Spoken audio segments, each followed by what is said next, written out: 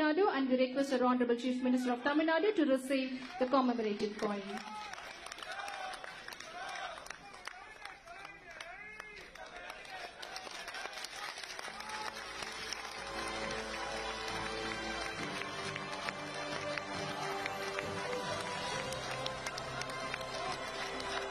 முத்தமிழறிஞர் கலைஞர் அவர்களின் நூற்றாண்டு நினைவு நாணயம் சிறப்பு விருந்தினர்கள் அனைவரின் கைகளிலும் இப்போது. Now, Muthamizharinyar Kalaignar centenary commemorative coins are in the hands of our special dignitaries on this stage.